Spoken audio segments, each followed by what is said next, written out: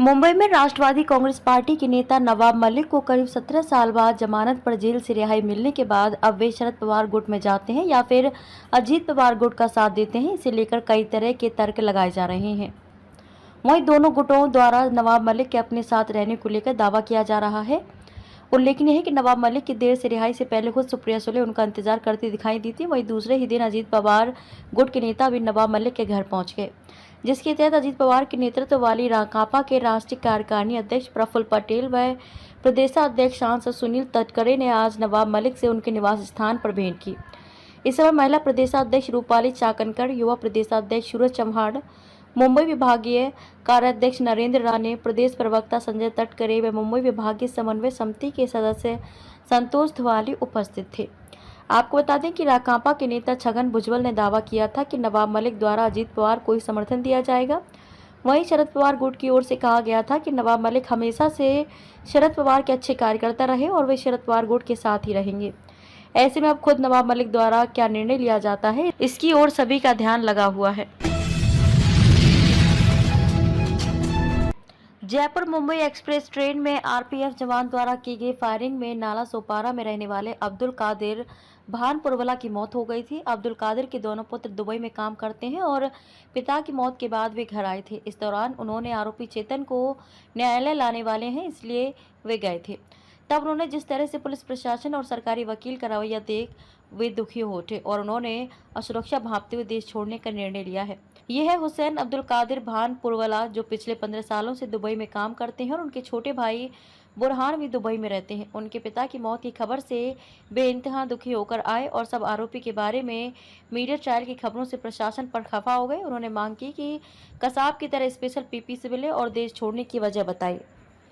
मुझे वैसे में मिल जाएगा तो मेरे लिए बहुत अच्छा है सर, क्योंकि मुझे जाना आना सब चीज मेरे कन्वीनियंट है और हम लोग यहाँ पे मेरे वकील भी है जो हम लोग उसके लिए फाइट कर सकते हैं।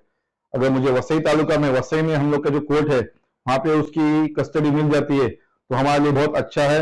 मैं गवर्नमेंट से इसी चीज का रिक्वेस्ट करूंगा कि उसको वसई में ट्रांसफर उसका केस किया जाए, हम लोग तो उसके लिए बराबर से फाइट कर सके और अपना इंसाफ उससे ले सके करके जो भी है। तो मेंटली सिक होने की उसकी बात ही नहीं होती है करके, क्योंकि पहले उसका जो ऑफिसर था उसने उसको मारा, ठीक है। उसके मारने के बाद वो आगे 3 लोगों को और मारता है जो मुस्लिम है, जो दाढ़ी वाले थे करके बंदे, उसको मारा है। तो उसने मतलब प्री प्लान करके सब मारे कि भाई उसके ऑफिसर को मारा है, वो तो मुस्लिम था नहीं, वो तो हिंदू था, और जो 3 लोगों को मारा वो मुस्लिम था। और फिर जो स्टेटमेंट दे रहा है मोदी योगी का, वो एक अलग विजन में लेके आया सबको कि भाई हिंदू मुस्लिम करके हो, वो हमें नहीं चाहिए। हमें हिंदू मुस्लिम चाहिए, हम सब साथ में यहाँ पर रहते हैं, साथ में उठते बैठते हैं, पर we don't want any Hindu Muslim fight against anything. So वो मेंटली बराबर है, परफेक्ट है। और दूसरी चीज जो मीडिया में कुछ दिन पहले आई थी कि वो दही सर की मीरा कहाँ उतरा स्टेशन पे, उसने उसकी वाइफ को फोन करके बात कर रहा है। अगर उस वाइफ को बात कर रहा है तो मेंटली इल नहीं है, तो अगर पागल आदमी होता तो सबको गोली मारता। क्यों 4 लोग को ही टारगेट किया, 3 लोग को ही टारगेट किया, बाकी सबको क्यों नहीं? ट्रेन में सिर्फ 3-4 लोग ही थे, पूरा ट्रेन फुल होगा। तो बस वही है कि बस वो मेंटली इल नहीं है, ही इज परफेक्टली वेल। और जो बिहेव कर रहा है, जो कोर्ट में जो बयान दे रहा है करके जिस तरीके से, वो सिर्फ एक ड्रामा है, नाटक है।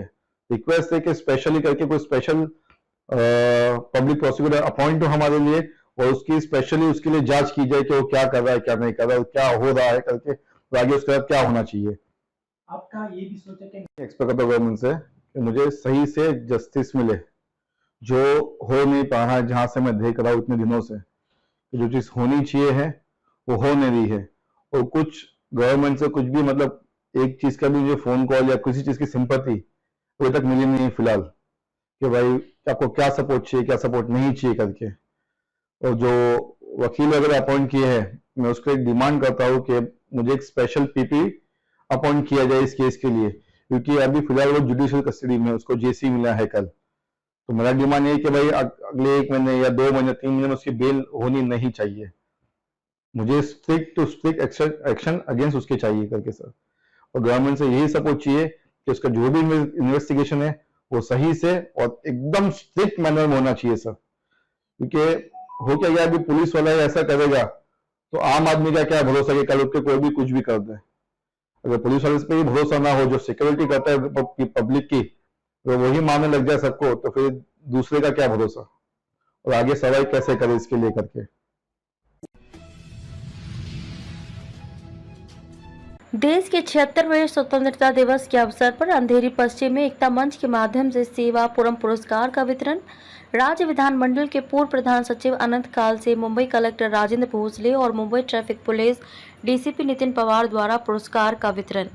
देश का 76वां स्वतंत्रता दिवस आज मुंबई समेत देश भर में बड़े ही हर्षोल्लास के साथ मनाया गया। मुंबई के अंधेरी वेस्ट में एकता मंच की ओर से देश का स्वतंत्रता दिवस अनोखे अंदाज में मनाया गया। स्वतंत्रता दिवस के अवसर पर एकता मंच के माध्यम से सेवापुरम पुरस्कार 2023 का वितरण किया गया। इस पुरस्कार समारोह में देश के स्वतंत्रता आंदोलन में महत्वपूर्ण योगदान देने वाले नौसेना, वायुसेना के कर्मियों सहित शहीद सैनिकों की माताओं और परिवारों को सेवापुरम पुरस्कार से सम्मानित किया गया। समारोह में राज्य विधानमंडल के पूर्व प्रधान सचिव अनंत कल से, मुंबई कलेक्टर राजेंद्र भोसले, पश्चिम उपनगरीय डिवीजन ट्रैफिक पुलिस के डीसीपी नितिन पवार और प्रिंसिपल अजय कौल सर शामिल हुए। हे आपला सध्या जो आहे अमृत महोत्सवी वर्षामध्ये सांगता समारंभ होतो आहे।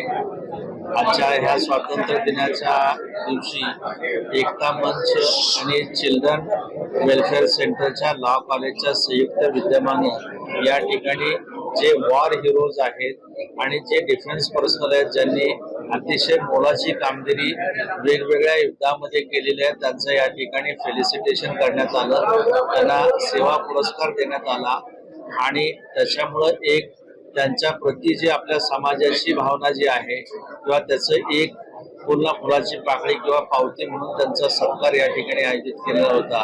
अतिशय चांगला असा हा कार्यक्रम या ठिकाणी एकता मंचने आयोजित केलेला होता।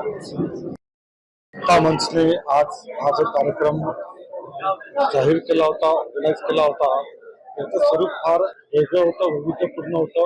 या देशाकरता ज्या सैनिकांनी बलिदान दिलेलं आहे, त्यांच्या फॅमिलीचा, तसंच त्यांनी अतिशय मोलाचा असा आपला वाटा दिलेला आहे देश उभारणी करता, या सगळ्यांचा सत्कार समारंभ आज आयोजित केला होता। या समारंभामुळे बऱ्याच जणांना नक्कीच प्रेरणा मिळेल आणि पोलीस विभागातर्फे मी हेच सांगू इच्छितो की हे कार्यक्रम असे पुन्हा पुन्हा व्हायला पाहिजे, जेणेकरून नक्कीच आमच्या पोलीस डिपार्टमेंटला सुद्धा, तसंच मुख्यमंत्र्यांना सुद्धा सैनिकांना चांगली प्रेरणा मिळू शकेल आणि आणखीन चांगलं कार्य आमच्या हातून घडू शकेल। सरिया चोरी और डकैती करने वाला आफताब चौधरी कई नामों से जाना जाता है। अल्ताफ चौधरी कहीं तो अल्ताफ खान के नाम परिचित है। इस व्यक्ति के खिलाफ कई आपराधिक मामले दर्ज हैं। आपराधिक गैंगों से भी जुड़ा बताया जाता है। अंडरवर्ल्ड के साथ अल्ताफ के रिश्तों से नकारा नहीं जा सकता, क्योंकि अल्ताफ चौधरी चेंबूर का रहने वाला। कई जानकारियां कल के एपिसोड में खुलासा किया जाएगा।